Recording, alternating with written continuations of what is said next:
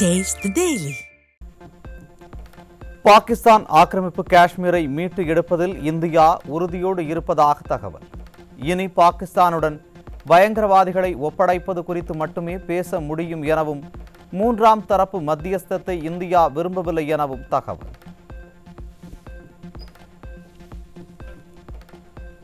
பலுசிஸ்தான் இனி தனி இறையாண்மை கொண்ட நாடாக செயல்படும் என கிளர்ச்சியாளர்கள் அறிவித்ததால் அதிர்ச்சியில் உறைந்த பாகிஸ்தான். பயங்கரவாதிகளை ஊக்குவித்து இந்தியாவை சீண்டிய பாகிஸ்தான் உள்நாட்டு கலவரத்தால் துண்டு துண்டாக சிதறும் சூழல். அன்னையர் தினத்தை முன்னிட்டு அதிமுக பொதுச் செயலாளர் எடப்பாடி கே பழனிசாமி வாழ்த்து. உயிருக்குள் உயிர் கொடுத்து உதிரத்தை உணவாக்கி உலகத்தை உணதென தந்த உன்னத அன்னையர் அனைவருக்கும் அன்னையர் தின வாழ்த்துக்கள் என்று பதிவு. கழக பொதுச் செயலாளர் எடப்பாடி கே பழனிசாமியின் பிறந்த நாளை முன்னிட்டு கோவை குனியமுத்தூரில் ரத்தத்தின் ரத்தமே என்ற தலைப்பில் நடைபெற்ற மாபெரும் இரத்த தான முகாம்.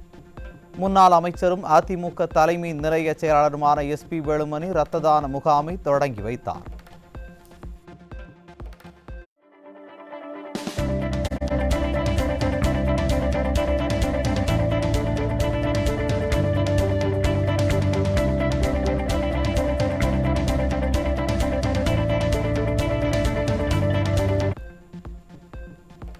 அதிமுக பொதுச் செயலாளரின் பிறந்த நாளை முன்னிட்டு நாமக்கல் மாவட்ட தகவல் தொழில்நுட்ப பிரிவு சார்பில் நடைபெற்ற இரத்த தான முகாம். அதிமுக முன்னாள் அமைச்சர் தங்கமணி முகாமை துவக்கி வைத்தார்.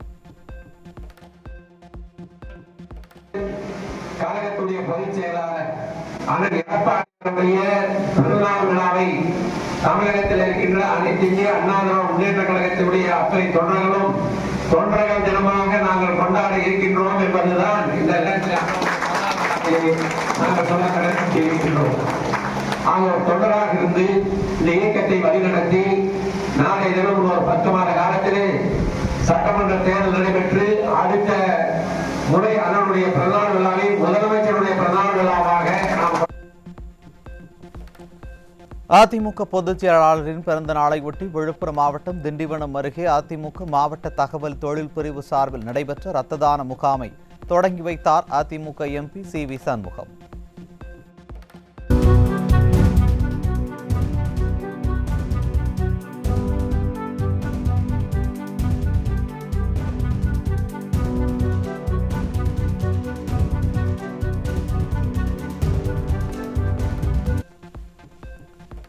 ஏழை எளிய மக்களுக்கு நலத்திட்ட உதவிகளை வழங்கிய அதிமுக MP CV சண்முகம் பொதுமக்களுக்கு அன்னதானமும் வழங்கினார்.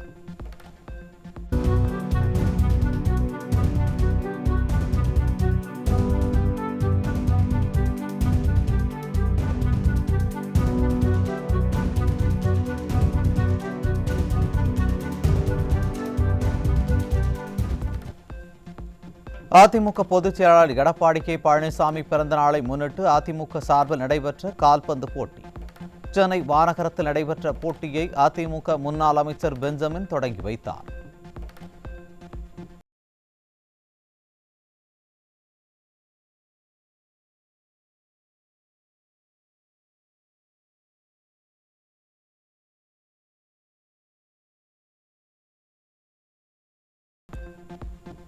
அதிமுக பொதுச் செயலாளர் எடப்பாடி கே பழனிசாமியின் பிறந்த நாளையொட்டி கழக அமைப்பு ரீதியாக செயல்படும் 82 மாவட்டங்களிலும் மக்களுக்காக நடத்தப்பட்ட மாபெரும் இரத்த தான முகாம்.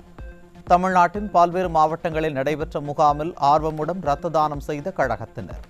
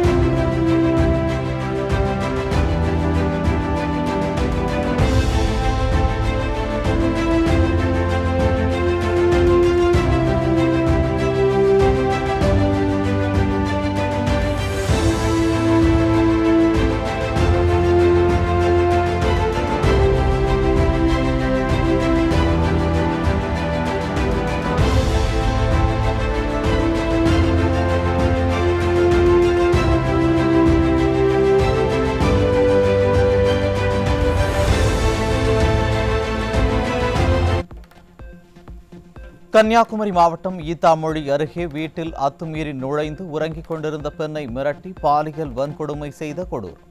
திறனற்ற ஸ்டாலின் ஆட்சியில் வீட்டில் இருக்கும் பெண்களுக்கு கூட பாதுகாப்பு இல்லாத அவல நிலை.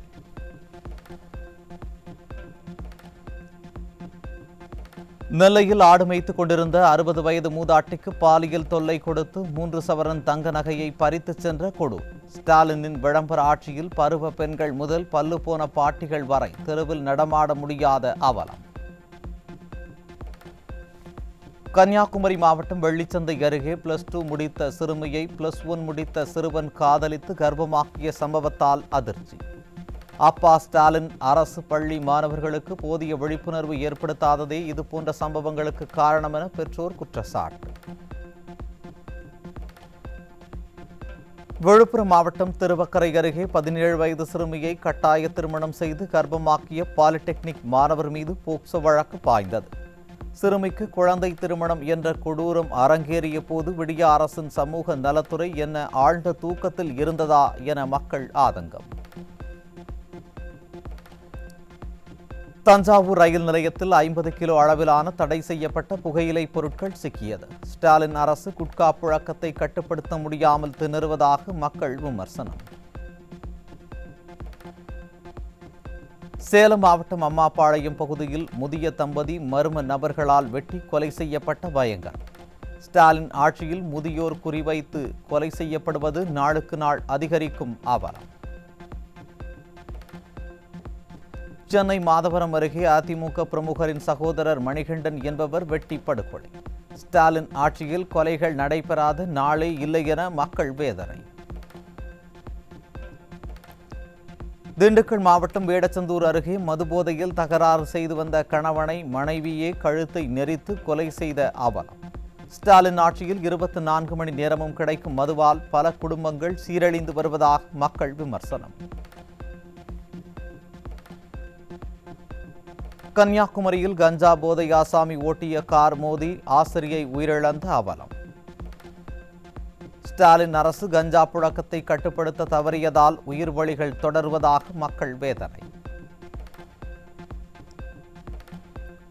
ராமேஸ்வரம் அருகே இலங்கைக்கு கடத்தப்பட இருந்த 35 லட்சம் மதிப்பிலான கஞ்சா சிக்கியது.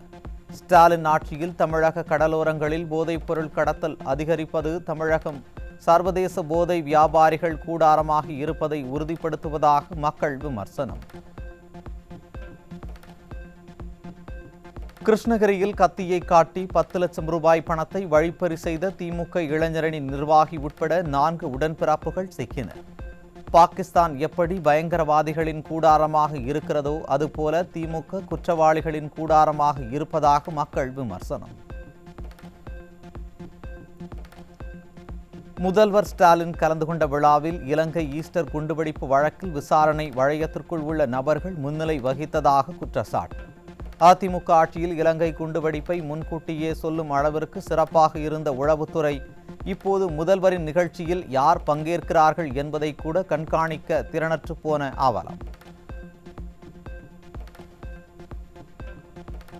மயிலாடுதுறையில் புகார் மீது நடவடிக்கை எடுக்காத ஸ்டாலின் அரசின் காவல்துறையை கண்டித்து கலைச்செல்வன் என்பவர் காவல் நிலையம் முன்பு பெட்ரோல் ஊற்றி தீக்குளிப்பு. ஸ்டாலின் அரசின் ஏவல் துறைக்கு எதிராக கடும் அதிருப்தி இருப்பது அம்பலமாகி இருப்பதாக மக்கள் விமர்சனம். சேலம் மாவட்டம் சங்ககிரி நகராட்சிக்குட்பட்ட பகுதியில் வெறிநாய் கடித்ததில் 20க்கும் மேற்பட்டோர் படுகாயம். தெருநாய் தொல்லையை கூட கட்டுப்படுத்த திறனற்ற அரசாக ஸ்டாலின் அரசு இருப்பதாக மக்கள் விமர்சனம். செங்கல்பட்டு மாவட்டம் அண்டவாக்கம் நேரடி நெல் கொள்முதல் நிலையத்தில் திமுகவினர் மூட்டைக்கு 50 முதல் 100 ரூபாய் வரை அடாவடி வசூல் செய்வதாக விவசாயிகள் குற்றச்சாட்டு. ஸ்டாலின் ஆட்சியில் திமுக உடன்பிறப்புகளின் அடாவடி நாளுக்கு நாள் அதிகரித்து வருவதாகவும் ஸ்டாலின் அரசு அதை கண்டுகொள்ளாமல் இருப்பதாகவும் வேதனை.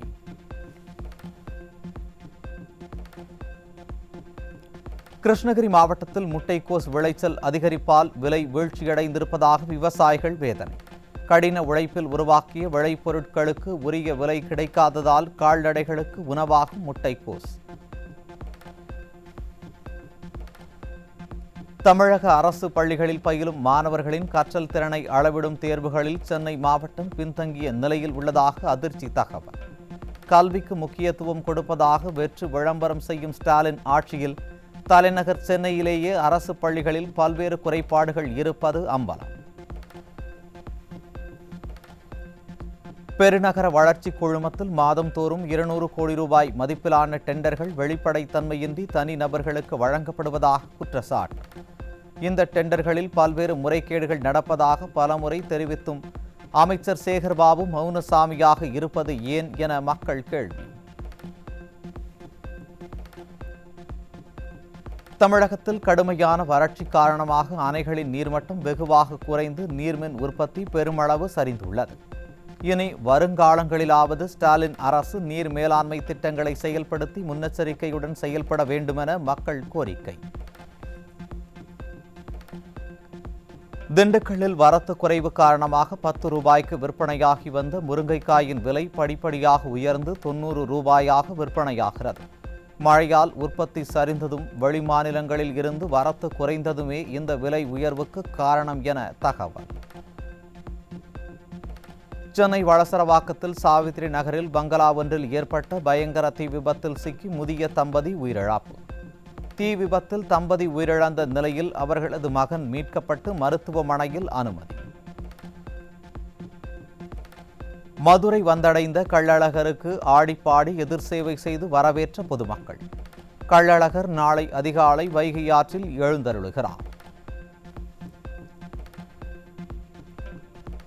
இந்தியா மீது பாகிஸ்தான் அத்துமீறி தாக்குதல் நடத்தி வரும் நிலையில் உத்தரப்பிரதேச மாநிலம் லக்னோவில் பிரம்மோஸ் உற்பத்தி ஆலை இன்று திறக்கப்பட்டது.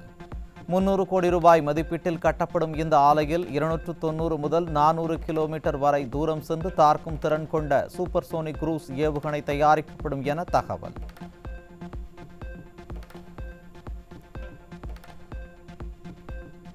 இந்திய விண்வெளி ஆய்வு மையம் அதிநவீன ரேடார் இமேஜிங் செயற்கைக்கோளான EOS-09 PSLV C-61 ராக்கெட் மூலம் விண்ணில் செலுத்த திட்டமிட்டுள்ளது. வரும் மே 18 அன்று ஸ்ரீஹரிகோட்டாவில் இருந்து விண்ணில் செலுத்தப்பட உள்ளது. சென்னை மாநகர போக்குவரத்து கழகம் சார்பில் வழங்கப்படும் மாதாந்திர பாஸ்களை வாங்க மக்கள் ஆர்வம் காட்டுவதில்லை என தகவல் வெளியாகியுள்ளது. ஸ்டாலின் அரசின் தகர டப்பா பேருந்துகளில் பயணிப்பதை மக்கள் விரும்பாததே இதற்கு காரணம் என பொதுமக்கள் கருத்து. இந்தோனேஷியாவில் உள்ள சுமத்ரா தீவில் 6.2 என்ற ரிக்டர் அளவில் சக்தி வாய்ந்த நிலநடுக்கம் பதிவாகியுள்ளது. சுனாமி அச்சத்தால் மக்கள் வீடுகளை விட்டு வெளியேறி பாதுகாப்பான இடங்களை நோக்கி நகர்ந்து வருகின்றனர். இலங்கையில் அரசு பேருந்து பள்ளத்தில் கவிழ்ந்த விபத்தில் 21 பேர் பரிதாபமாக பலி. 30க்கும் மேற்பட்டோர் பலத்த காயம் அடைந்திருப்பதால் பலி எண்ணிக்கை அதிகரிக்கும் என தகவல்.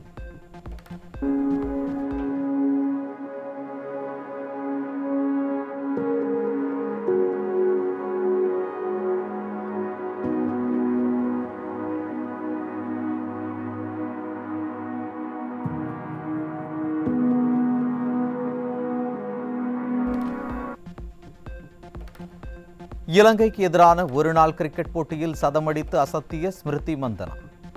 இலங்கை அணியை 97 ரன்கள் வித்தியாசத்தில் வீழ்த்தி இந்திய மகளிர் அணி அபாரம். நிறுத்தப்பட்ட IPL போட்டிகளை மீண்டும் உடனடியாக நடத்துவது குறித்து பரிசீலனை செய்யப்படும். மத்திய அரசு மற்றும் அணியின் உரிமையாளர்களுடன் ஆலோசித்து முடிவெடுக்கப்படும் என IPL தலைவர் அருண் துமல் தகவல்.